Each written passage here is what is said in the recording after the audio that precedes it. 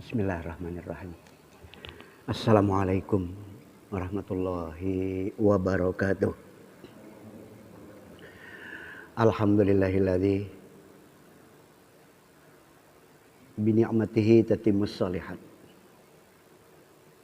Asyhadu an la ilaha illallah rabbul aradin was samawat wa asyhadu anna muhammadan abduhu wa rasuluh. Ad-da'i ila fi'alil khairat wa tarkis sayyi'at.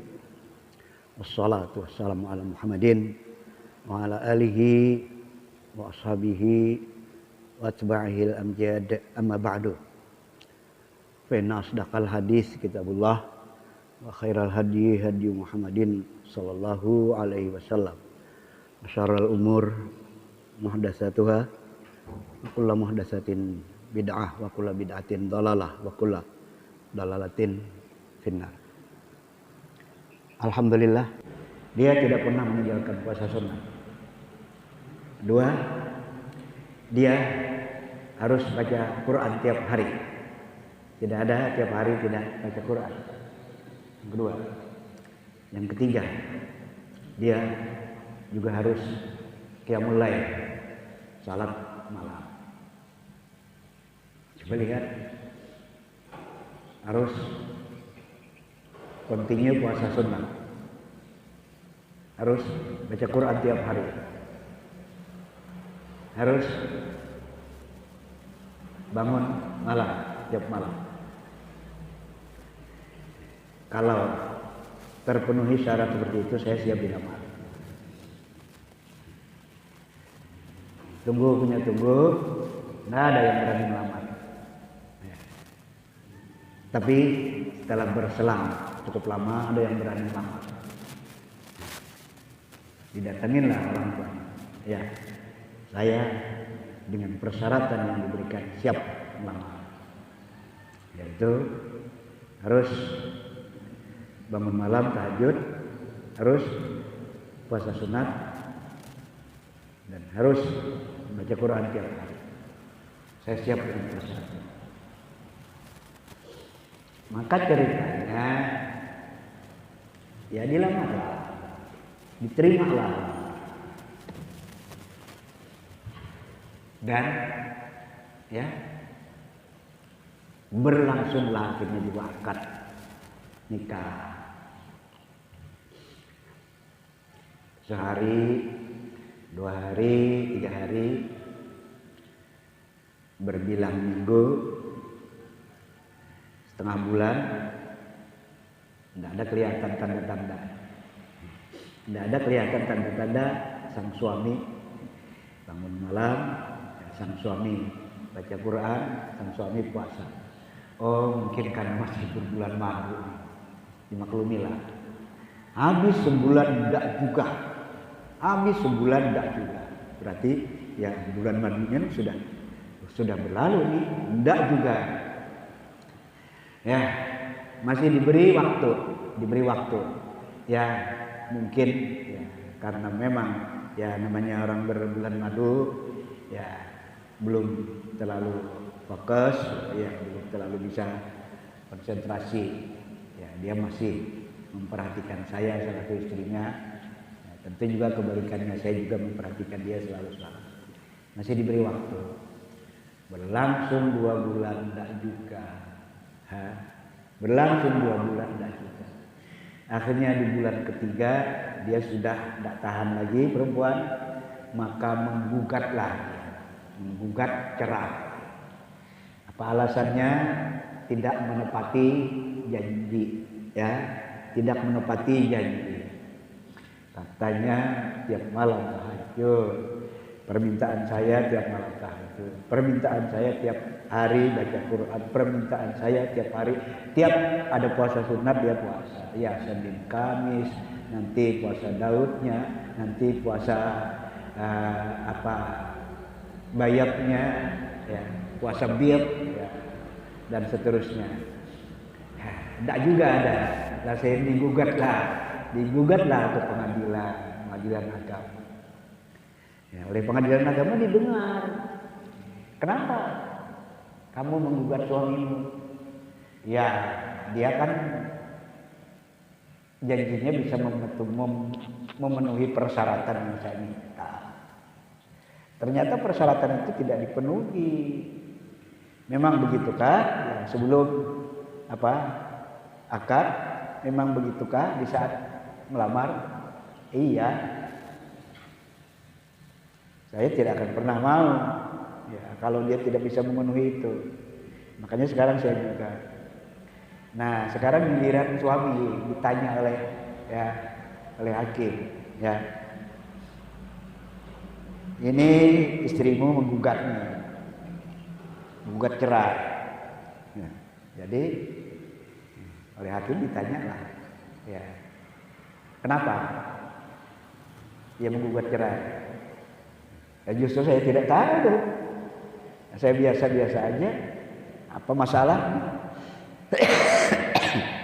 Maka disampaikan. Masalahnya begini, kamu janji ya dengan istrimu siap memenuhi persyaratan yang dia minta. Ternyata persyaratan itu tidak kamu penuhi. Persyaratan apa ya? Masa kamu lupa? Oh iya. Saya diminta tiap malam saya mulai. Saya diminta ya puasa sunat continue. Saya diminta ya tilawah tiap hari. Dan permintaannya itu saya penuhi. Permintaannya itu saya penuhi, bukan tidak saya penuhi. Yang pertama, dia minta saya tiap malam harus mulai. Dan itu saya laksanakan. Bukankah Nabi bersabda, "Man shallal isya'a wa shallal subha kana kas-salati al-laili kulluha." Kata Rasulullah, siapa yang sholat isya, kemudian dia sholat subuh, sholat fajar berjamaah, sholat isya, sholat subuh, sholat fajar berjamaah, maka itu sama dengan sholat sepanjang malam. Itu selalu saya tepati. Kecuali benar-benar saya sakit. Kalau saya tidak sakit, saya pasti ya salat isya berjamaah, salat subuh juga berjamaah, ya tentu juga salat-salat yang lainnya. Hakim tertunduk sebentar. Ya juga ya. Itu memang sabda Nabi. Siapa yang salat isya berjamaah, salat subuh berjamaah, itu dianggap dia salat sepanjang malam. Yang pertama. Yang kedua, saya tiap hari baca Quran. Saya tiap hari baca Quran. Waktu sholat baca Quran. Dan ada yang tidak pernah saya tinggal juga bacaan Quran. Membaca, mengamalkan surat Al-Ikhlas. Paling tidak 3 kali dalam sehari semalam. Paling tidak. Kalau bisa lebih dari 3 kali. Surat Al-Ikhlas. Qul huwallahu ahad, Allahus samad, lam yalid wa lam yulad wa lam yakul lahu kufuwan ahad. Itu tiap hari saya baca itu. Bukankah Nabi juga bersabda, ya,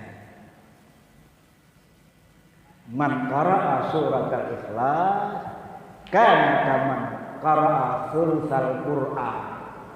Siapa yang membaca surat Al-Ikhlas, sekali dia baca itu sama dengan sepertiga Al-Quran. Kalau 3 kali, berarti 1 Al-Quran kan, 30 juz kan. Lagi-lagi hakim terdiam. Lagi-lagi hakim terdiam. Ini jawaban yang baru saya dengar yang begini ini. Tapi memang agak sulit juga dibantah ya, karena berdasarkan hadis juga. Yang terakhir Pak Hakim, ya, saya tiap hari sebenarnya puasa. Tiap hari kita puasa. Sebagaimana yang dijelaskan oleh Rasulullah sallallahu alaihi wasallam, "Man shoma Ramadan wa atba'ahu sittan min Syawal kana kasaumid dahri." Hayalah, "Man shoma Ramadan wa atba'ahu sittan min Syawal kana kasaumid dahri." Siapa yang puasa Ramadan, kemudian dia tambah dengan 6 hari di bulan Syawal, maka dia sama dengan puasa sepanjang tahun. Itu saya tepati, itu saya laksanakan. Ini akal-akalan apa ya? Nanti akan saya jelaskan ya. Endingnya itu sebenarnya apa? Akhirnya oleh hakim dijelaskanlah kepada istri, suamimu tidak mengingkari janjinya dan suamimu luar biasa solehnya. Luar biasa suamimu itu solehnya. Dia justru dia justru puasa, dia justru baca Quran. Dijelaskan oleh hakim. Akhirnya urunglah bercerai. Tidak jadi karena tidak cukup alasan hakim mengabulkan gugatan istri. Urunglah bercerai. Dan kemudian ya antara suami istri tadi ya sudah ada ketersambungan, sudah ada kepahaman, maka jadilah keluarga yang memang benar-benar sakinah mawaddah. Apa pesan agamanya yang memang mesti ditangkap? Apa pesan agamanya yang mesti ditangkap? Sementara kita, sebahagian kita kadang memahami agama itu literik atau apa ya? Apa istilah lain? Ya.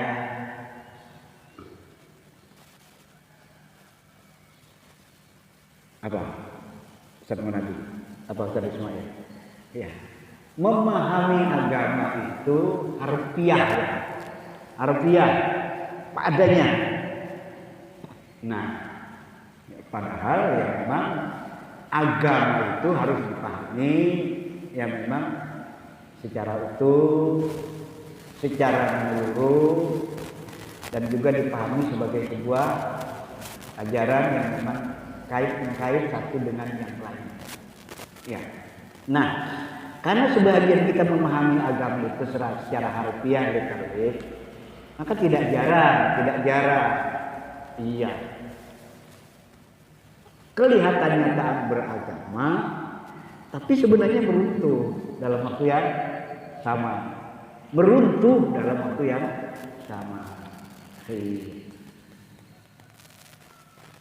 Subuh kok tidak kelihatan,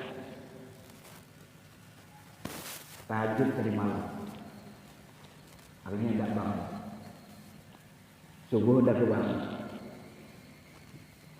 Ini tidak dikehendaki dalam Islam, ya. Orang harus paham, mampu mendudukkan, ya. Ini wajib, ini sunnah.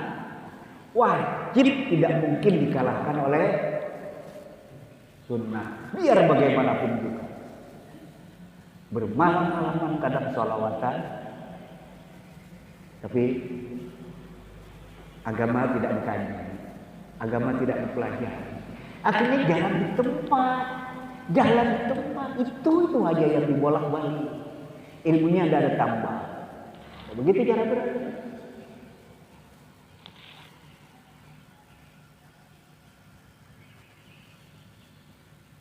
Coba lihat. Nah, sehingga juga tidak jarang orang hanya bersoleh, ya. Iya. Artinya, ya kok kayak kesalahan itu dinampak-nampakkan. Padahal nanti tertata enggak dia beragama itu? Sesuai enggak dengan yang diinginkan oleh agama itu? Bahwa yang diinginkan betulkan akidah, luruskan keimanan, bersemangatlah kemudian beribadahlah yang sahih. Ini kan urutan-urutan kan. Lantas berakhlaklah yang juga mulia. Nah, urutan-urutan ini tidak bisa diacak, tidak bisa diacak. Majelis yang dimuliakan oleh Allah, iya. Ada, kita tidak mengatakan salah ya. Kita tidak mengatakan salah ya. Ada lembaga pendidikan yang mewajibkan, ya, tentu dalam tanda kutip ya, mewajibkan qiyamul lail bagi santrinya.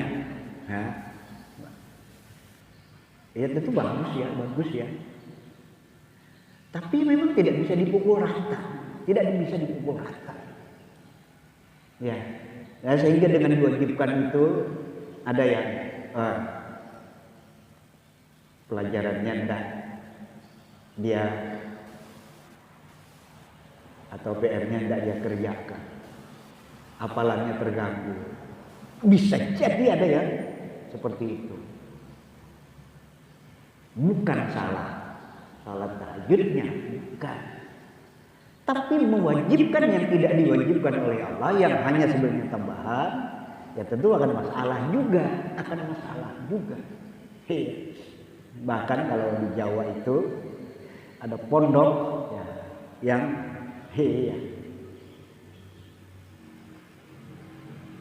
hampir semua santrinya nih hitam jidatnya. Jangan tersinggung yang hitam jidat ya. Ada yang hitam jidat dan memang karena ketekunannya, kesungguhannya ya. Tapi yang kita maksudkan ya justru ya kayak ada semacam produk gitu ya. Ya. Jadi bagaimana supaya hitam jidatnya. Jadi santri-santri itu pada hitam jidatnya. Nah, kalau sudah seperti itu kan, kita bukan ngajak orang juga bersangka-sangka, bukan. Tapi kemampuan nanti menjaga hati, menjaga keikhlasan, menjaga niat, kan persoalan lain kan, Nah inilah nanti yang justru kita maksud tadi, ya kadang bersoal-soal ya jangan. Sehingga yang diinginkan dengan kita berislam adalah pahami Islam secara utuh. Pahami dulu mana yang didahulukan, mana yang dinomor duakan dan seterusnya. Mana amalan-amalan wajib, mana amalan-amalan sunnah. Itu yang memang harus tertata. Sunnatnya rajinnya wajibnya terbengkalai, tidak begitu. Ya, si laki-laki tadi udah luar biasa sudah ya. Dia tidak pernah meninggalkan sholat jamaah. Dan luar biasa. Dan Rasulullah mengatakan siapa yang sholat jamaah isya kemudian dilanjutkan dengan subuh, dia sebenarnya sama dengan sholat semalam. Ya tentu bukan kemudian orang merasa puas dengan itu. Nanti ada sesekali waktu yang memungkinkan orang ya katakanlah dia memang bangun malam, dia akan melaksanakan. Tapi begitu kita justru mewajibkan, nah nanti kalau lembaga pendidikan ya ke santri ke ini, nah, nanti ada yang memang tidak mampu, ada yang memang tidak kuat. Nah makanya di pondok pesantren ya, di Ponorogo di Gotor itu ada kewajiban itu ya. Tapi selalu ada ya qiyamul lail, tapi pondok tidak mewajibkan, tapi selalu ada ya. Nah inilah ya justru cara berislam. Jangan kita memahami Islam itu secara literal ya. Pokoknya kalau orang nanti sudah menepati amalan sunnat ini, dia akan mendapatkan ini. Iya. Kadang tidak salah, tapi menempatkannya yang kadang salah. Ya. Kalau salat tahajud memang bukan main kan? Ya. Asa ayyab'atsaka rabbuka maqaman mahmuda. Mudah-mudahan Allah menempatkan kamu di tempat yang mulia. Ya. Salat duha juga bukan main, luar biasa. Iya. Rezekinya ada dalam jaminan Allah, bukan main. Nah, tapi sekali lagi jangan kemudian melaksanakan yang sunat, yang wajib malah terganggu, yang wajib malah tidak ditepati. Tidak itu yang diinginkan dengan ya justru berislam. Kondisi satu orang dengan orang yang lainnya memang dia tidak sama. Tapi mulai tertibkan kewajiban. Tapi mulai betulkan akidah. Tapi mulai bagaimana beribadah. Ibadah yang memang sahih sesuai dengan tuntunan. Nanti selebihnya tambahan-tambahan. Selebihnya tambahan-tambahan. Iya. Siapa yang bersalawat kepada Rasulullah dijamin dia akan mendapatkan syafaat dari Rasulullah. Benar enggak? Ya benar. Tapi orang rajin bersalawat, salat lima waktunya tidak beres. Jadi enggak? Jadi enggak? Kan enggak jadi kan? Nah, memahami agama yang seperti inilah yang memang harus kita benar-benar ya, pahamkan ke umat, ya sosialisasikan ke umat. Ya, beres wajib, tidak puas, tidak merasa cukup, tambah dengan yang sunnah.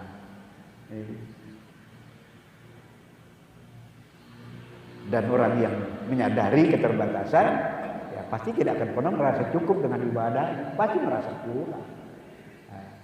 Ya tapi ya itu tadi harus tertib.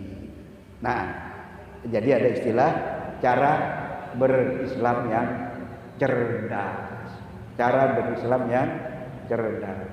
Bukan kita berislam, iya, kayak menampakkan kesalehan kita, iya, bukan.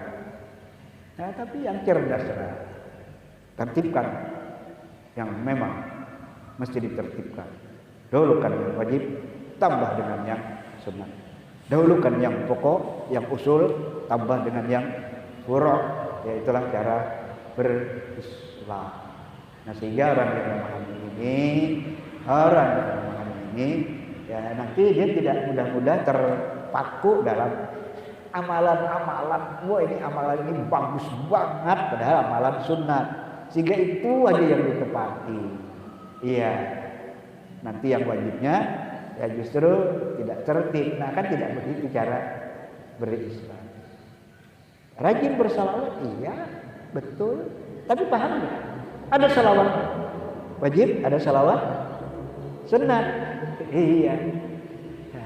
Kita salat 17 5 waktu ya, 5 waktu ya.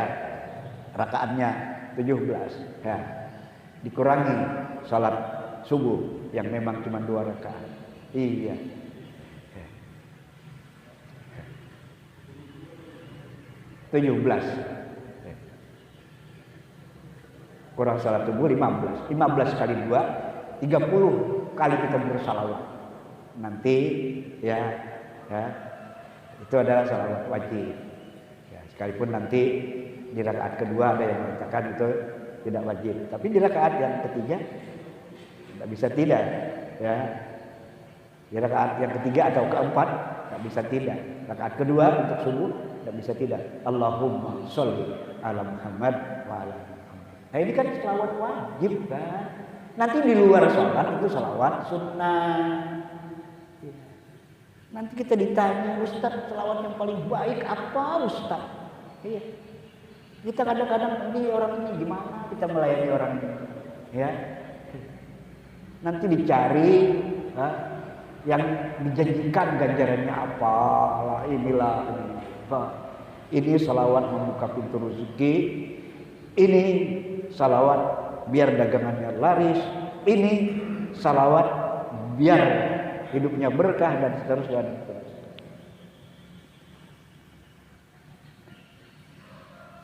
Kita agak ya tidak semangat menjawab pertanyaan begini ya. Iya. Kok Nabi simpel kok mengatakan. Gimana Rasulullah kami bersalawat kepadamu? Kaifa nusalli alaika ya Rasulullah? Qulu Allahumma sholli ala Muhammad. Bagaimana Rasulullah kami bersalawat kepadamu? Ucapkan saja Allahumma sholli ala Muhammad. Simpel kan? Ucapkan saja Allahumma sholli ala Muhammad. Nah, kan itu ya. Iya. Makasih dan mohon maaf. Ya. Ya materi yang ringan ya. Tapi ya mudah-mudahan mendasar ya. Mendasar. Bagaimana kita memahami Islam, bagaimana kita mengamalkan Islam. Harus benar-benar sesuai dengan tartibul amal, sesuai dengan urutan-urutan amal. Ya. Bereskan akidah, wujudkan ibadah, perbaikilah. Belakangan dicoba juga ada serbuan. Serbuannya apa? Yang penting akhlak. Tidak penting agama, yang penting akhlak. Ini juga racun ini. Ini juga racun ini. Yang penting akhlak, tidak penting agama.